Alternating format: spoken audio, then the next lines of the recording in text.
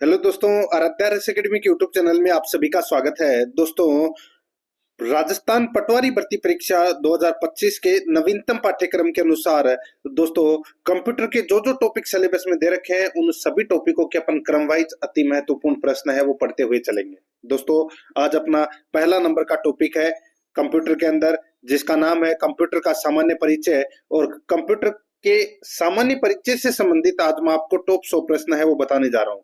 ये प्रश्न आपकी परीक्षा के लिए अत्यंत महत्वपूर्ण है। अब की बार पटवारी पार दोस्तों आपको करनी है। और आराध्या रेस एकेडमी के यूट्यूब चैनल को अगर आपने अभी तक सब्सक्राइब नहीं किया तो सब्सक्राइब जरूर करें, बेल आइकन को दबाएं, क्लास को लाइक नहीं किया तो क्लास को लाइक जरूर करें और अपने दोस्तों के पास में शेयर जरूर करें। लिंक को फेसबुक व्हाट्सएप ग्रुप पे आप प्ले लिस्ट में जाओगे तो वहां पे आपको फोल्डर मिल जाएगा, राजस्थान पटवारी कंप्यूटर टॉपिक वाइज प्रश्न के नाम से आपको वहां फोल्डर मिलेगा, तो आप वहां जाकर क्लासें है वो जरूर देखें।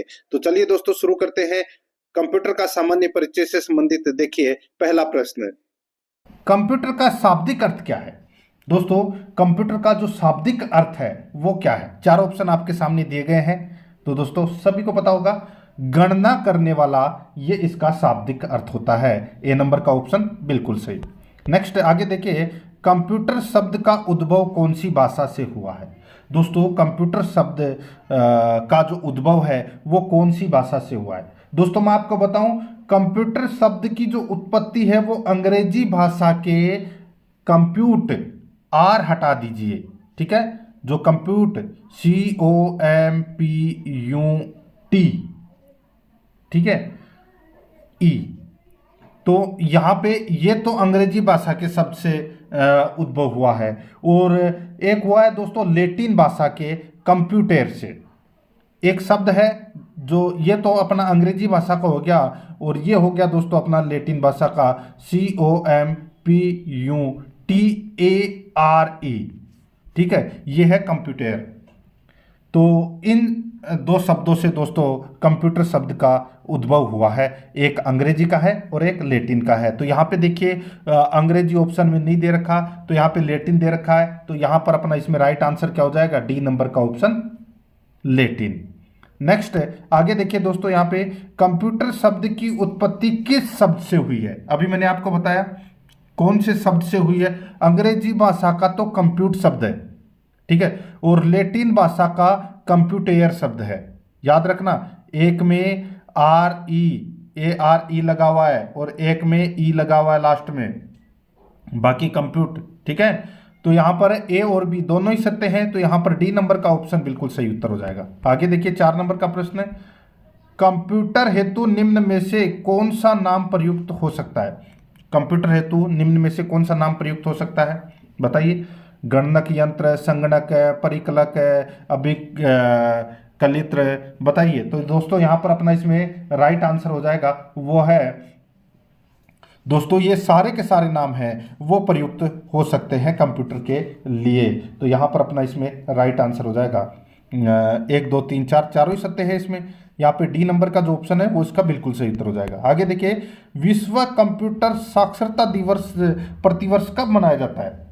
बताइए, विश्व कंप्यूटर साक्षरता दिवस प्रतिवर्ष कब मनाया जाता है?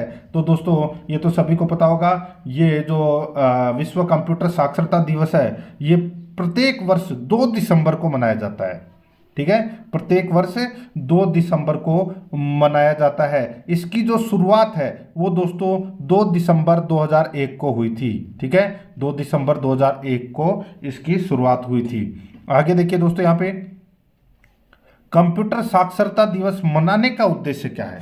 कंप्यूटर साक्षरता दिवस मनाने का उद्देश्य क्या है? तो दोस्तों इसका उद्देश्य है कंप्यूटर कौशल एवं डिजिटल साक्षरता को बढ़ावा देना। कंप्यूटर कौशल एवं डिजिटल साक्षरता को बढ़ावा देना, ये इसका प्रमुख उद्देश्य था। सी नंबर का जो ऑप्शन है वो इसका बिल्कुल सही उत्तर हो जाएगा। आगे देखिए, एक कंप्यूटर है, ठीक है, कूट भाषा में उत्तर देना है। एक कंप्यूटर है, तो एक कंप्यूटर क्या है? ये तो सभी को पता होगा दोस्तों, आंकड़ों के भंडारण वाली एक सक्षम युक्ति, बिल्कुल सही है। आंकड़ों का विश्लेषण करने में सक्षम, बिल्कुल सही है। पूर्ण गोपनीयता बनाए रखने में सक्षम, बिल्कुल सही है। तो दोस्तों यहाँ पर सही कूट का अपने को चयन करना था, तो यहाँ पर इसका राइट आंसर हो जाएगा, तीनों सत्य हैं, डी नंबर का ऑप्शन बिल्कुल सही। नेक्स्ट आगे देखिए, कंप्यूटर के संबंध में सत्य कथन कौन सा है वो बताना है। कंप्यूटर के संबंध में सत्य कथन, देखिए कंप्यूटर में तार्किक शक्ति होती है, बिल्कुल होती है। कंप्यूटर में मेमोरी होती है, बिल्कुल सही है। कंप्यूटर अंक गणितीय एवं तार्किक गणनाएं कर सकता है, ये भी बिल्कुल सत्य है। तो यहाँ पर इसका राइट आंसर हो जाएगा उपरोक्त है सभी, डी नंबर का ऑप्शन बिल्कुल सही। आगे देखिए 9 नंबर का प्रश्न है, निम्न में से कौन सा दुनिया का प्रथम गणक यंत्र है, बताइए दुनिया का प्रथम गणक यंत्र कौन सा है।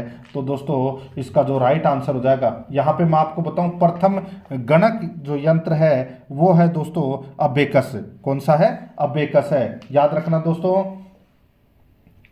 अबेकस डिजिटल कंप्यूटर की तरह गणना के सिद्धांत पर कार्य करने वाला दुनिया का पहला गणक यंत्र है, ठीक है। यानी कि विश्व का प्रथम गणक यंत्र कौन सा है, अबेकस है, ठीक है।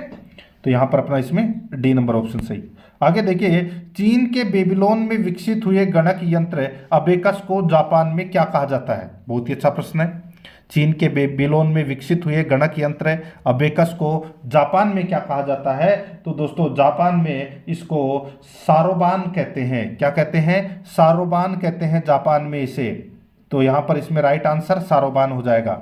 नेक्स्ट 11 नंबर का प्रश्न, इसमें देखिए गणक यंत्रक नेपियर बोन्स का खोजकर्ता था, बताइए नेपियर बोन्स का खोजकर्ता कौन था। तो दोस्तों मैं आपको बताऊं, जॉन नेपियर ने इसकी खोज की थी। कब की थी, तो दोस्तों 1617 में इसकी खोज की थी। ये भी आपको इसमें याद रखना है, ठीक है। आगे देखिए, गणक यंत्र स्लाइड रूल का आविष्कारक था। गणक यंत्र स्लाइड रूल का आविष्कारक था। तो दोस्तों इसका जो राइट आंसर हो जाएगा वो है कौन सा, तो दोस्तों वो है विलियम ओट्रेड, ठीक है, विलियम ओट्रेड। तो यहां पर इसका राइट आंसर हो जाएगा सी नंबर का ऑप्शन बिल्कुल सही। नेक्स्ट आगे देखिए, नेपियर बोन्स का आविष्कार कब किया गया था, ठीक है। नेपियर बोन्स का आविष्कार कब किया गया था, अभी मैंने आपको बताया था 1617 ईस्वी में किया गया था, ठीक है। तो यहां पर अपना इसमें राइट आंसर हो जाएगा बी नंबर का ऑप्शन बिल्कुल सही उत्तर हो जाएगा। नेपियर बोन्स को रेबालॉजी भी कहते हैं, यह भी आपको याद रखना है। नेक्स्ट आगे देखिए, फ्रांस के गणितज्ञ ब्लेज पास्कल ने यांत्रिक गणना मशीन पास्कलाइन का आविष्कार किया। मशीन को किस अन्य नाम से जाना जाता है, बताइए। फ्रांस के गणितज्ञ ब्लेज पास्कल ने यांत्रिक गणना मशीन पास्कल लाइन का आविष्कार किया। मशीन को किस अन्य नाम से जाना जाता है। तो दोस्तों इसका राइट आंसर हो जाएगा, इसको अन्य नाम से एडिंग मशीन के नाम से जानते हैं दोस्तों। इसको क्या एडिंग मशीन के नाम से इसको जानते हैं, याद रखना दोस्तों, ठीक है। आगे देखिए दोस्तों, यहाँ पे प्रथम मैकेनिकल कैलकुलेटर का आविष्कार किसने किया। प्रथम मैकेनिकल कैलकुलेटर का आविष्कार किसने किया, ये किया था दोस्तों ब्लेज पास्कल ने। याद रखना दोस्तों, ब्लेज पास्कल ने। राइट आंसर हो जाएगा इसमें सी नंबर का जो ऑप्शन है वो इसका बिल्कुल सही। आगे देखिए दोस्तों, यहाँ पे 16 नंबर का प्रश्न है, विश्व का पहला मैकेनिकल कैलकुलेटर यांत्रिक गणना मशीन जो 1642 से 1644 के मध्य बना का नाम था, बताइए। विश्व का पहला मैकेनिकल कैलकुलेटर यांत्रिक गणना मशीन जो 1642 से 1644 के मध्य बना का नाम था। तो दोस्तों उसका नाम था पास्कलाइन, बिल्कुल सही है। एडिंग मशीन बिल्कुल सही है। पास्कल का कैलकुलेटर बिल्कुल सही है। तीनों ही इसमें क्या है, बिल्कुल सत्य है, ठीक है। तो यहाँ पर डी नंबर का जो ऑप्शन है वो इसका बिल्कुल सही उत्तर हो जाएगा, याद रखना, ठीक है। आगे देखिए दोस्तों, यहाँ पे 17 नंबर का प्रश्न है, स्वचालित एनालिटिकल डिफरेंस इंजन किसके द्वारा बनाया गया। स्वचालित एनालिटिकल डिफरेंस इंजन किसके द्वारा बनाया गया। तो दोस्तों ये बनाया गया था चार्ल्स बेबेज के द्वारा। किसके द्वारा, चार्ल्स बेबेज के द्वारा बनाया गया था, ठीक है, याद रखना। यहाँ पर डिफरेंस इंजन की बात हो रही है, 1822 ईस्वी में ये बनाया गया था। आगे देखिए दोस्तों, यहाँ पे कंप्यूटर का पितामह या जनक को कहा जाता है। कंप्यूटर का पितामह किसे कहा जाता है, ये तो सभी को पता है, फादर ऑफ कंप्यूटर, या कंप्यूटर का पिता में, या कंप्यूटर का जनक, या कंप्यूटर का पिता, किसको कहते हैं? चार्ल्स बेबेज को कहते हैं। डी नंबर का जो ऑप्शन है वो इसका बिल्कुल सही उत्तर हो जाएगा। आगे देखिए, एनालिटिकल इंजन का आविष्कार कब हुआ? एनालिटिकल इंजन का आविष्कार कब हुआ? अभी बताया मैंने आपको दोस्तों, 1833 में हुआ था ये, ठीक है। सॉरी, 1822 में तो डिफरेंस इंजन का आविष्कार हुआ था, और 1833 के अंदर एनालिटिकल इंजन का आविष्कार हुआ था, ठीक है। ये भी आपको याद रखना है इसमें। आगे देखिए, कंप्यूटर की बुनियादी संरचना का विकास किसने किया? कंप्यूटर की बुनियादी संरचना का विकास किसने किया? राइट आंसर हो जाएगा दोस्तों चार्ल्स बेबेज ने। ए नंबर का ऑप्शन बिल्कुल सही। नेक्स्ट आगे देखिए, डिफरेंस इंजन का आविष्कारक था दोस्तों, डिफरेंस इंजन का आविष्कारक था कौन था? तो दोस्तों वो था चार्ल्स मार्टिन, ठीक है। कौन था? चार्ल्स मार्टिन, याद रखना। तो यहां पर इसका राइट आंसर हो जाएगा दोस्तों, सॉरी 21 नंबर, चार्ल्स बेबेज। कौन है? चार्ल्स बेबेज इसका राइट आंसर हो जाएगा। डिफरेंस इंजन का आविष्कारक कौन था? Charles Babbage. कब किया था? 1822 ईस्वी में, ठीक है। नेक्स्ट आगे देखिए, निम्नलिखित में से किसके द्वारा एक प्रोग्रामेबल कंप्यूटर की अवधारणा दी गई? निम्न में से किसके द्वारा एक प्रोग्रामेबल कंप्यूटर की अवधारणा दी गई? राइट आंसर हो जाएगा दोस्तों इसमें, वो है चार्ल्स बेबेज के द्वारा दी गई थी अवधारणा। यहाँ पर सी नंबर का ऑप्शन बिल्कुल सही। आगे देखिए, आधुनिक युग के कंप्यूटर का पूर्वज किसे कहा जाता है? तो दोस्तों ये कहा जाता है स्वचालित एनालिटिकल इंजन को, ठीक है। स्वचालित एनालिटिकल इंजन को कहा जाता है दोस्तों। यहाँ पर बी नंबर का ऑप्शन बिल्कुल सही।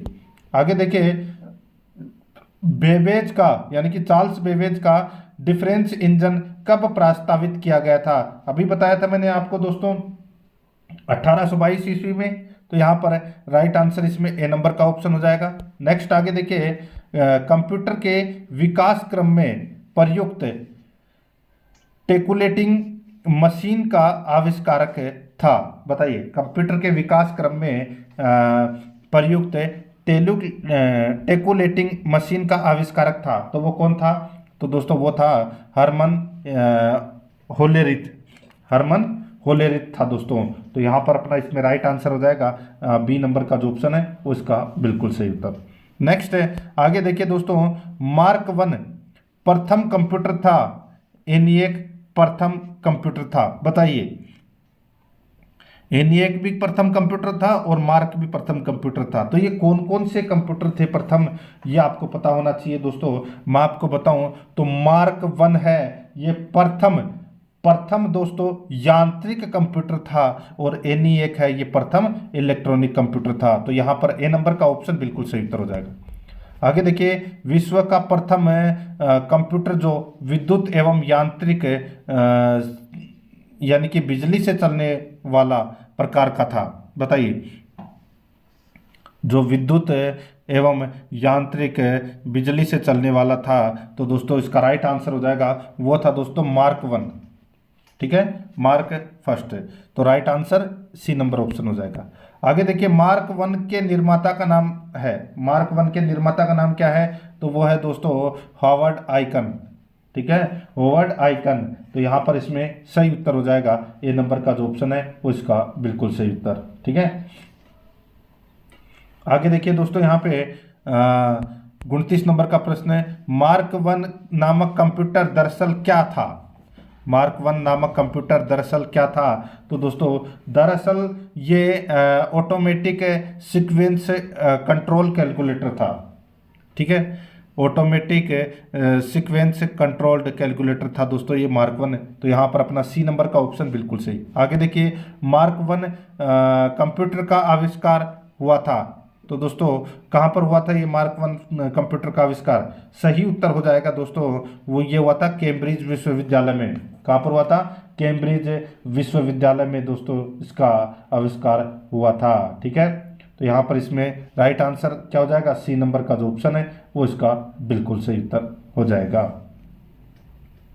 आगे देखिए दोस्तों, यहाँ पे आर्टिफिशियल इंटेलिजेंस के जनक के रूप में जाना जाता है, आर्टिफिशियल इंटेलिजेंस के जनक के रूप में जाना जाता है। सही उत्तर हो जाएगा दोस्तों वो है जॉन मैकार्थी। तो यहाँ पर अपना सी नंबर का ऑप्शन बिल्कुल सही उत्तर हो जाएगा। देखिए, आप टेस्ट पूरा देंगे, अगर आप शुरू से किसी चीज़ को साथ में लेकर चलेंगे तो आपको लास्ट तक समझ में आएगा।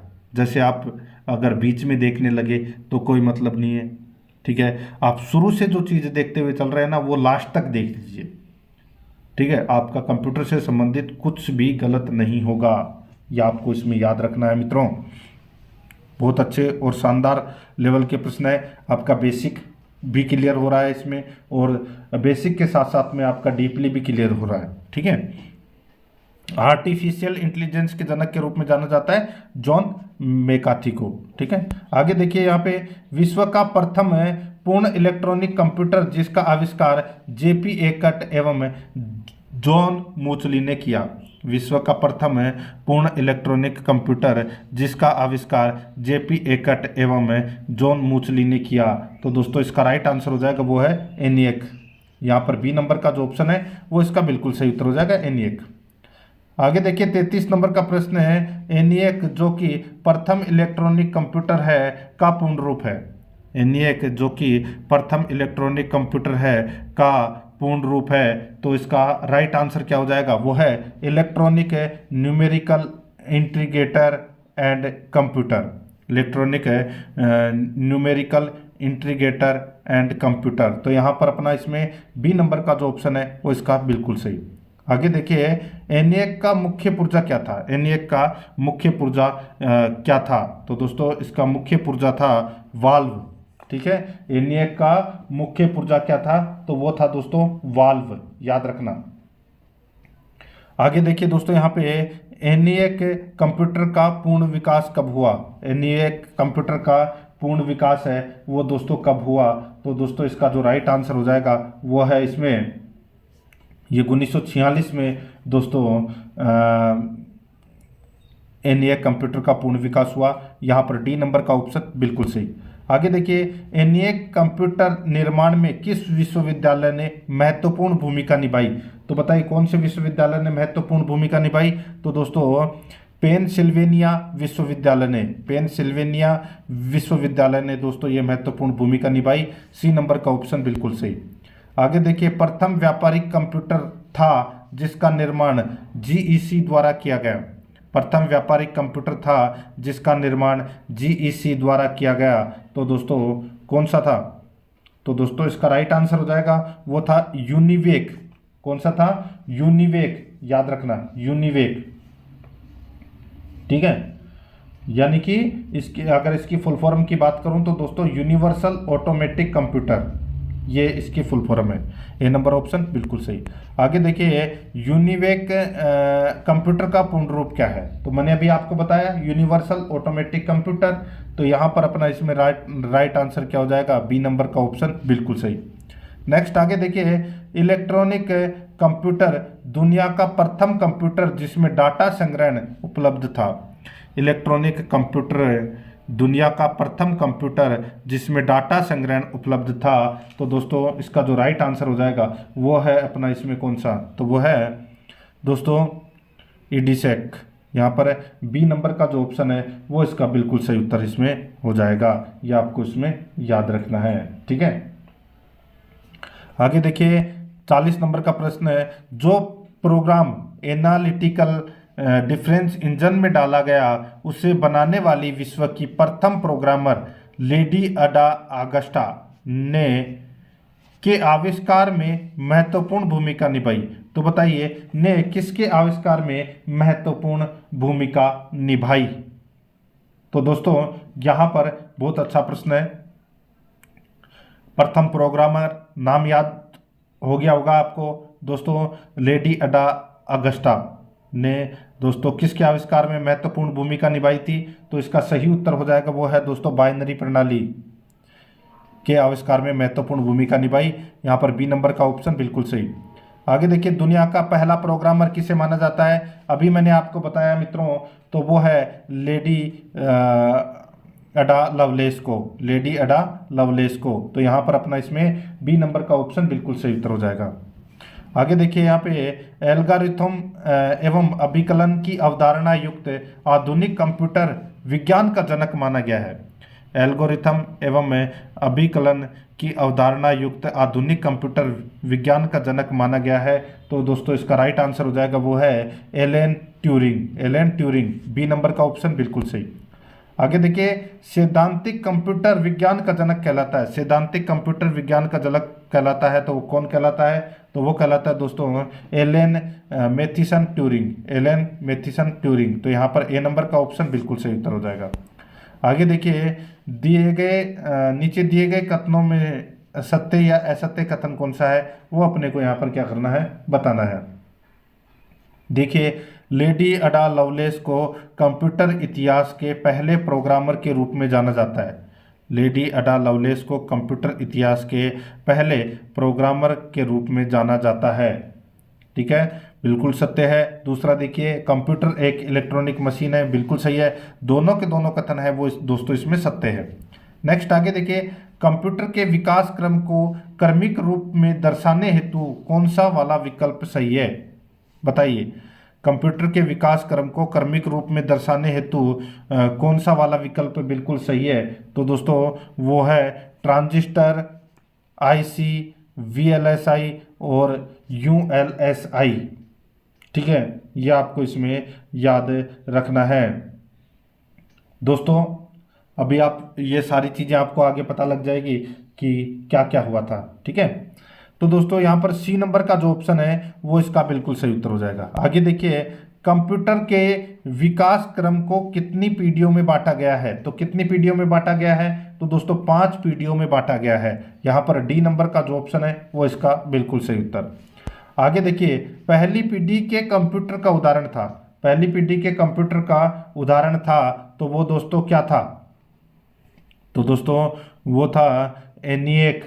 एनिएक है वो प्रथम पीढ़ी के कंप्यूटर का उदाहरण है। तो यहाँ पर है दोस्तों ए नंबर का जो ऑप्शन है वो इसका बिल्कुल सही उत्तर हो जाएगा।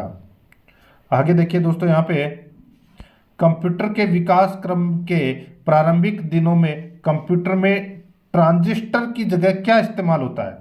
दोस्तों ट्रांजिस्टर की जगह प्रारंभिक दिनों में कंप्यूटर में क्या इस्तेमाल होता था? तो दोस्तों इसका जो राइट आंसर हो जाएगा वो है वैक्यूम ट्यूब। वैक्यूम ट्यूब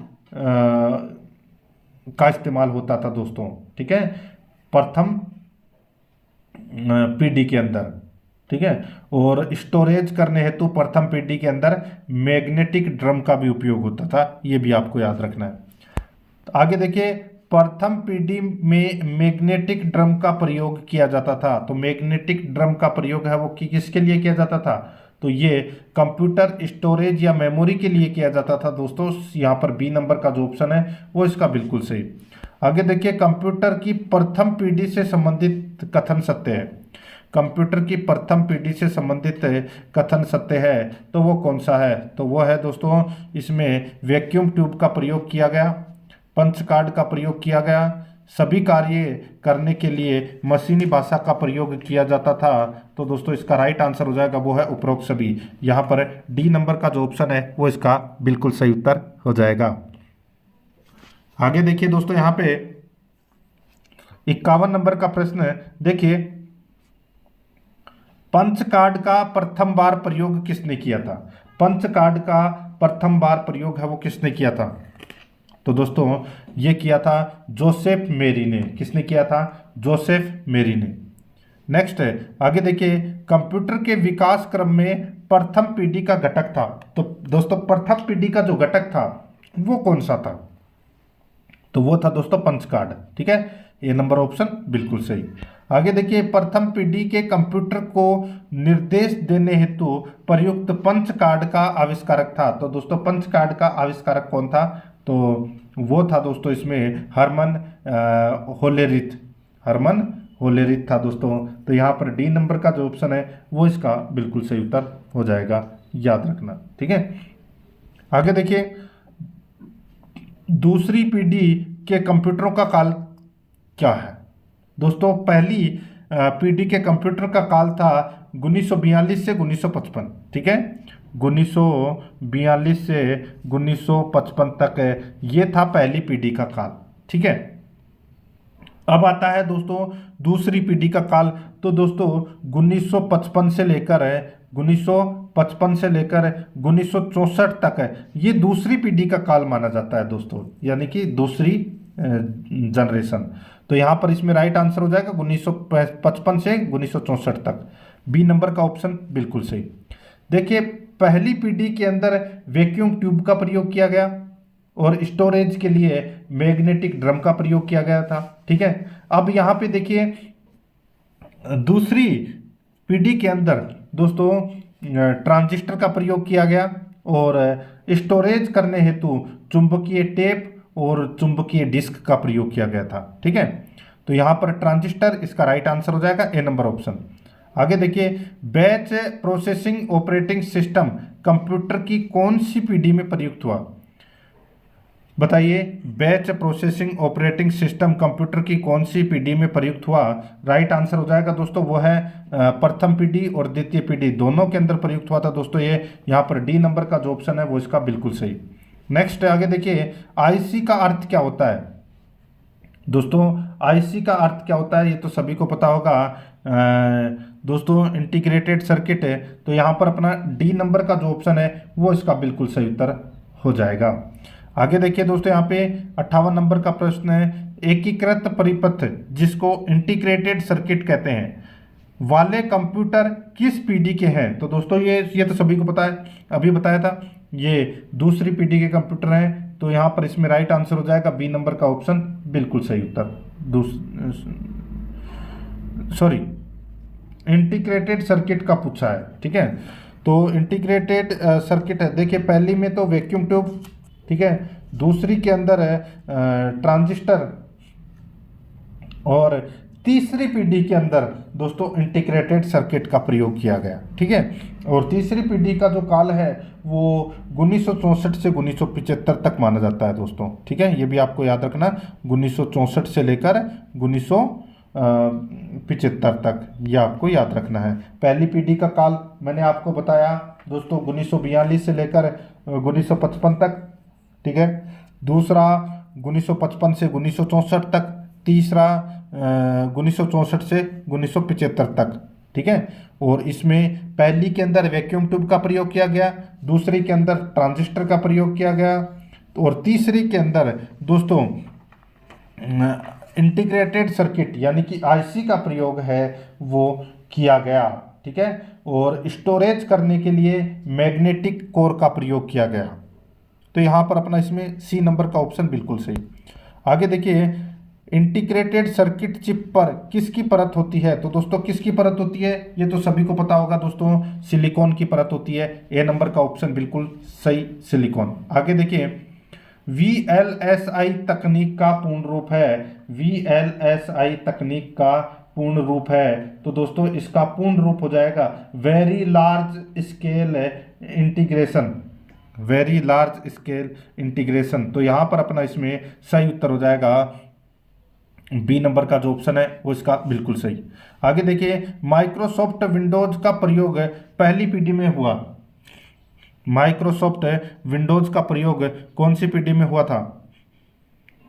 बताइए, मैंने पहली पीढ़ी बोल दिया तो दोस्तों इसमें गलत हो जाएगा, चौथी पीढ़ी में माइक्रोसॉफ्ट विंडोज का प्रयोग है वो हुआ था, ये आपको इसमें याद रखना है। ठीक है, और चौथी पीढ़ी 1975 से 1989 तक चली थी, 90 में एक कम। ठीक है, और दोस्तों चौथी पीढ़ी के अंदर ये VLSI का है ये प्रयोग किया गया था और स्टोरेज के लिए सेमी कंडक्टर मेमोरी का उपयोग किया गया था, ये भी आपको इसमें याद रखना है। तो यहाँ पर डी नंबर का जो ऑप्शन है वो इसका बिल्कुल सही उत्तर हो जाएगा। आगे देखिए दोस्तों यहाँ पे माइक्रो प्रोसेसर वाले कंप्यूटर किस पीढ़ी के हैं? माइक्रो प्रोसेसर वाले तो दोस्तों अभी बताया मैंने आपको ये चौथी पीढ़ी के कंप्यूटर है दोस्तों। तो यहाँ पर अपना इसमें डी नंबर का ऑप्शन बिल्कुल सही उत्तर हो जाएगा, चौथी पीढ़ी के कंप्यूटर है। आगे देखिए माइक्रो प्रोसेसर को किस अन्य नाम से भी जाना जाता है? तो किस अन्य नाम से भी जाना जाता है? तो दोस्तों इसको कंप्यूटर का दिमाग, कंप्यूटर का ब्रेन, कंप्यूटर का मस्तिष्क, कंप्यूटर, हार्ट ऑफ कंप्यूटर। ठीक है, हार्ट ऑफ कंप्यूटर, तो दोस्तों सभी के नाम से जाना जाता है। यहाँ पर ई नंबर का ऑप्शन बिल्कुल सही। आगे देखिए, प्रथम माइक्रो प्रोसेसर जो इंटेल द्वारा बनाया गया का नाम था। प्रथम माइक्रो प्रोसेसर जो इंटेल द्वारा बनाया गया का नाम था, तो दोस्तों इसका राइट आंसर हो जाएगा वो है इंटेल 4004। इंटेल 4004, बी नंबर का ऑप्शन बिल्कुल सही। आगे देखिए, इंटेल 4004 माइक्रो प्रोसेसर कितने बिट का था? तो दोस्तों कितने बिट का था? तो दोस्तों ये 4 बिट का था दोस्तों, ठीक है। ये कितने बिट का था? 4 बिट का था, याद रखना है आपको। आगे देखिए, भारत के प्रथम माइक्रो प्रोसेसर का नाम है। भारत के प्रथम माइक्रो प्रोसेसर का नाम है, तो दोस्तों इसका राइट आंसर हो जाएगा वो है दोस्तों, कौन है? तो शक्ति है, ठीक है। माइक्रो प्रोसेसर कौन सा भारत का प्रथम? तो वो है शक्ति, याद रखना। आगे देखिए दोस्तों, यहाँ पे मदरबोर्ड को कहा जाता है, बताइए मदरबोर्ड को क्या कहा जाता है? मदरबोर्ड को दोस्तों देखिए मेन बोर्ड भी कहा जाता है, प्रिंटेड सर्किट बोर्ड भी कहा जाता है, सिस्टम बोर्ड भी कहा जाता है। राइट आंसर हो जाएगा ये सभी कहा जाता है दोस्तों मदरबोर्ड को, डी नंबर ऑप्शन बिल्कुल सही। आगे देखिए, आर्टिफिशियल इंटेलिजेंस यानी कि कृत्रिम बुद्धि का आविष्कार किस पीढ़ी में हुआ? दोस्तों अब आ गया दोस्तों इसमें 5वीं पीढ़ी, ठीक है। 5वीं पीढ़ी में दोस्तों आर्टिफिशियल इंटेलिजेंस यानी कि कृत्रिम बुद्धि का विकास हुआ, ठीक है। लैपटॉप, डेस्कटॉप, नोटबुक ये आ गई दोस्तों इस पीढ़ी के अंदर, ठीक है। और भारत का पहला आर्टिफिशियल इंटेलिजेंस आधारित कंप्यूटर है वो आईआईटी जोधपुर में स्थापित किया गया था, ये भी याद रखना है। तो यहाँ पे पंचम यानी कि 5वीं पीढ़ी के अंदर कृत्रिम बुद्धि का प्रयोग किया गया, ठीक है। आगे देखिए दोस्तों, यहाँ पे 5वीं पीढ़ी के कंप्यूटरों में क्या उपलब्ध नहीं है? दोस्तों बताइए 5वीं पीढ़ी के कंप्यूटर में क्या उपलब्ध नहीं है? तो दोस्तों इसका जो राइट आंसर हो जाएगा वो है, देखिए बोली की पहचान है, कृत्रिम बौद्धिकता है, अत्यधिक एकीकरण है, लेकिन निर्वात ट्यूब नहीं है। यहाँ पर डी नंबर का ऑप्शन बिल्कुल सही उत्तर हो जाएगा। आगे देखिए, इंटीग्रेटेड सर्किट के वर्गीकरण में प्रयुक्त कौन सी तकनीक असुमेलित है? तो बताइए कौन सी तकनीक है असुमेलित है इसमें? दोस्तों मैं आपको बताऊं तो देखिए इसमें देखिए SSI यानी कि स्मॉल स्केल इंटीग्रेशन, ठीक है। MSI यानी कि मीडियम स्केल इंटीग्रेशन, ठीक है। LSI यानी कि लार्ज स्केल इंटीग्रेशन, ठीक है। और यहाँ पर देखिए LSI लो स्केल इंटीग्रेशन, तो यहाँ पे जो ये LSI है ये दोस्तों इसमें गलत दे रखा है। ऊपर वाला भी LSI दे रखा है, ठीक है। तो ऊपर वाला तो सही है, नीचे वाला क्या हो जाएगा? गलत हो जाएगा। तो यहाँ पे डी नंबर का ऑप्शन बिल्कुल सही उत्तर इसमें हो जाएगा। आगे देखिए, चतुर्थ पीढ़ी का मुख्य अवयव था, बताइए चतुर्थ पीढ़ी का मुख्य अवयव था तो वो कौन सा था? तो इसका जो सही उत्तर हो जाएगा वो है दोस्तों वृहद एकीकृत परिपथ, वृहद एकीकृत परिपथ। तो यहाँ पर अपना इसमें राइट आंसर हो जाएगा ए नंबर का ऑप्शन बिल्कुल सही। आगे देखिए, MSI का पूर्ण रूप है, बताइए MSI का पूर्ण रूप है तो वो है दोस्तों मीडियम स्केल इंटीग्रेशन। तो यहाँ पर इसका राइट आंसर हो जाएगा ए नंबर का जो ऑप्शन है वो इसका बिल्कुल सही उत्तर। आगे देखिए, आईसी के वर्गीकरण का आधार है, बताइए आईसी के वर्गीकरण का आधार है। तो दोस्तों इसका जो आधार है वर्गीकरण का वो है दोस्तों ट्रांजिस्टरों की संख्या कितनी है, अलग अलग वर्गीकरण किया गया है वो, और उसकी वो है वर्गीकरण का जो आधार है वो है ट्रांजिस्टरों की संख्या। जैसे 0 से 10, 10 से 500, 500 से 20,000, 20,000 से 10 लाख और 10 लाख से अधिक है, ठीक है। तो यहाँ पर अपना इसमें ए नंबर ऑप्शन बिल्कुल सही उत्तर हो जाएगा। आगे देखिए, चुंबकीय टेप का परिचय किस पीढ़ी में हुआ? चुंबकीय टेप का परिचय किस पीढ़ी में हुआ? तो दोस्तों इसका राइट आंसर हो जाएगा वो है द्वितीय पीढ़ी में। यहाँ पर बी नंबर का ऑप्शन बिल्कुल सही। आगे देखिए, आईसी चिपों द्वारा निर्मित प्रथम डिजिटल कंप्यूटर जाना जाता है। आईसी चिपों द्वारा निर्मित प्रथम डिजिटल कंप्यूटर जाना जाता है? तो दोस्तों ये जाना जाता है IBM सिस्टम 1360, IBM सिस्टम 1360। तो यहाँ पर इसका right answer D number option हो जाएगा। आगे देखिए, 5वीं पीढ़ी परियोजना को लागू करने के लिए स्थापित नई संस्था को कहा जाता है? 5वीं पीढ़ी परियोजना को लागू करने के लिए स्थापित नई संस्था को कहा जाता है, तो क्या कहा जाता है? उसको कहा जाता है दोस्तों ICOT, यानी कि institute for new generation computer technology. यहाँ पर ए नंबर का जो ऑप्शन है वो इसका बिल्कुल सही उत्तर हो जाएगा। आगे देखिए दोस्तों, इसमें कंप्यूटर की पंचम पीढ़ी में VLSI तकनीक को किस तकनीक में परिवर्तित किया गया? बताइए, VLSI तकनीक को किस तकनीक में परिवर्तित किया गया 5वीं पीढ़ी में? तो दोस्तों इसका राइट आंसर हो जाएगा वो है इसमें, देखिए VLSI से इसको ULSI में लेके आ गए। ठीक है, ये आपको इसमें याद रखना है। देखिए VLSI की फुल फॉर्म क्या है? Very large scale integration. और ULSI का मतलब क्या है? तो इसका हो जाएगा अल्ट्रा लार्ज स्केल इंटीग्रेशन। ठीक है, तो यहाँ पे बी नंबर का जो ऑप्शन है वो इसका बिल्कुल सही उत्तर हो जाएगा। आगे देखिए, कंप्यूटर चिप तकनीक में प्रयुक्त ULSI का पूर्ण रूप क्या है? तो मैंने अभी आपको बताया अल्ट्रा लार्ज स्केल इंटीग्रेशन। तो यहाँ पे बी नंबर का जो ऑप्शन है वो इसका बिल्कुल सही। आगे देखिए, कंप्यूटर की 5वीं पीढ़ी के बारे में असत्य कथन है, वो कौन सा है? वो अपने को यहाँ पर बताना है। ठीक है, तो दोस्तों कौन सा है वो असत्य कथन, वो बताना है। ठीक है, देखिए दोस्तों, 5वीं पीढ़ी में सूचना प्रौद्योगिकी की अवधारणा का विकास हुआ, बिल्कुल सही है। इस पीढ़ी में ULSI तकनीक का प्रयोग हुआ, यह भी बिल्कुल सही है। आर्टिफिशियल इंटेलिजेंस यानी कि कृत्रिम बुद्धि कंप्यूटर की पंचम पीढ़ी में ही प्रयुक्त हुआ, बिल्कुल सही है। तो यहाँ पे इसमें राइट आंसर हो जाएगा, कोई भी इसमें असत्य कथन नहीं है, सारे के सारे इसमें सत्य कथन है। डी नंबर का ऑप्शन राइट आंसर। आगे देखिए, ये आ गया दोस्तों इन सभी प्रश्नों का एक प्रश्न है। देखिए अपने को एक तरफ जनरेशन दे रखी है यानी कि पीढ़ी दे रखी है और दूसरी तरफ अवयव दे रखा है। ठीक है, तो दोस्तों अपने को बताना है कि कौन सी पीढ़ी में किसका प्रयोग हुआ था। दोस्तों अब देखिए, यहाँ पे अच्छा प्रश्न आप इसको कह सकते हैं। देखिए, प्रथम पीढ़ी में वैक्यूम ट्यूब का प्रयोग किया गया। दूसरी पीढ़ी के अंदर दोस्तों, दूसरी पीढ़ी के अंदर किसका? ट्रांजिस्टर का प्रयोग किया गया। तीसरी पीढ़ी के अंदर दोस्तों सभी को पता है IC यानी कि इंटीग्रेटेड सर्किट का प्रयोग किया गया। तो दोस्तों आप इसमें दोस्तों LSI हो जाएगा इसमें। ठीक है, LSI जिसको आप बोल सकते हैं।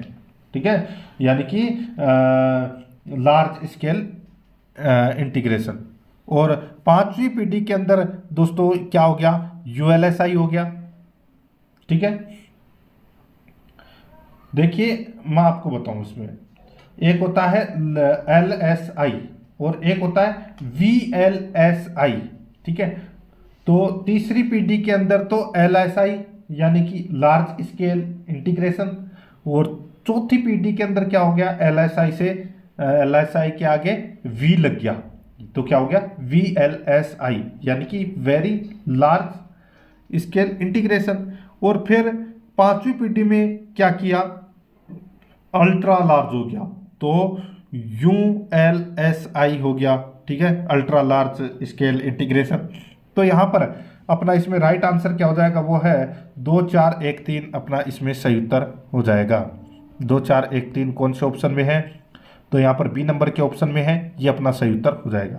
आगे देखिए, कंप्यूटर विशेषताओं में प्रयुक्त GIGO का पूर्ण रूप क्या है? तो दोस्तों GIGO का पूर्ण रूप क्या है? तो इसका पूर्ण रूप हो जाएगा दोस्तों गार्बेज इन गार्बेज आउट। ठीक है, गार्बेज इन गार्बेज आउट। तो दोस्तों यहाँ पर अपना इसमें राइट आंसर हो जाएगा सी नंबर ऑप्शन, बिल्कुल सही। आगे देखिए, कंप्यूटर प्रोसेसर की गति किस में मापी जाती है? दोस्तों कंप्यूटर के प्रोसेसर की जो गति है वो किस में मापी जाती है? तो दोस्तों ये मापी जाती है किस में? तो इसका जो सही उत्तर हो जाएगा वो है दोस्तों हर्ट्ज में। ठीक है, किसमें? हर्ट्ज में मापी जाती है दोस्तों। यहाँ पर सी नंबर का जो ऑप्शन है वो इसका बिल्कुल सही उत्तर हो जाएगा। ठीक है, आगे देखिए दोस्तों, यहाँ पे कंप्यूटर सिस्टम की विशेषताएं हैं। बताइए कंप्यूटर सिस्टम की विशेषताएं क्या है? तो गति है, सार्वभौमिकता है, कर्मठता है। तो राइट आंसर हो जाएगा उपरोक्त सभी। नेक्स्ट आगे देखिए कंप्यूटर की विशेषता है। बताइए कंप्यूटर की विशेषता, तो परिशुद्धता, बहुउपयोगिता, गोपनीयता, ये सारी की सारी हैं वो कंप्यूटर की विशेषता है। Right answer D number option हो जाएगा। आगे देखिए कंप्यूटर निम्नलिखित में से कौन सा कार्य नहीं कर सकता? तो दोस्तों देखिए इनपुटिंग कर सकता है, प्रोसेसिंग कर सकता है, कंट्रोलिंग कर सकता है, लेकिन अंडरस्टैंडिंग है वो नहीं कर सकता। ये प्रश्न काफी बार परीक्षाओं में पूछा भी जा चुका है। सी नंबर ऑप्शन बिल्कुल सही। आगे देखिए कंप्यूटर की बौद्धिक क्षमता का स्तर कितना होता है? तो दोस्तों बौद्धिक क्षमता का स्तर है वो कितना होता है? राइट आंसर हो जाएगा वो होता है 0। यहाँ पर बी नंबर ऑप्शन बिल्कुल सही। आगे देखिए निम्न में से कौन सी कंप्यूटर की विशेषता है? बताइए कंप्यूटर की विशेषता कौन सी है? सटीकता है, जल्द परिणाम देने की क्षमता है, उच्च संग्रहण क्षमता है। राइट आंसर हो जाएगा उपरोक्त सभी।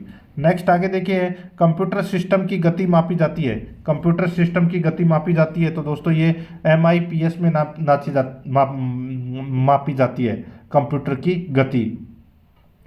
प्रोसेसर, कंप्यूटर प्रोसेसर की गति हर्ट्ज में मापी जाती है और कंप्यूटर की गति है वो MIPS में मापी जाती है, यानी कि मिलियन इंस्ट्रक्शंस पर सेकंड।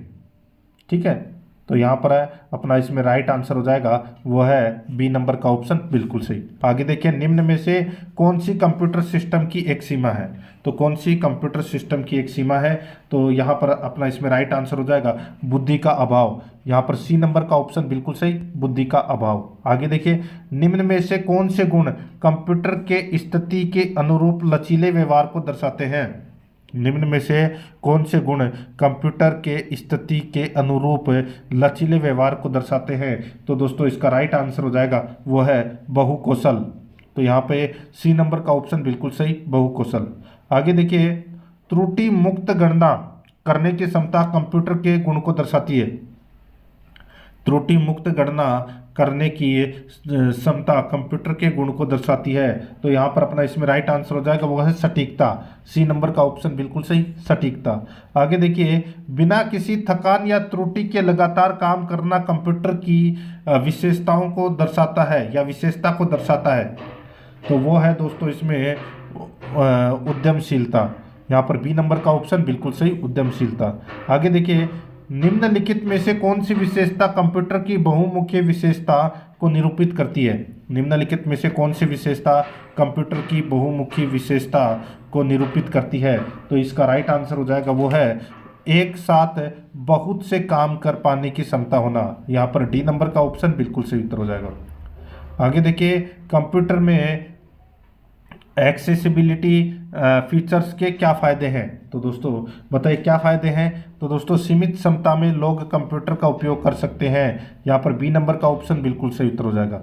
आगे देखिए कंप्यूटर की गति मापने हेतु प्रयुक्त MIPS की फुल फॉर्म होती है। मैंने अभी आपको बताया दोस्तों इसकी जो फुल फॉर्म है वो है मिलियन इंस्ट्रक्शंस पर सेकेंड।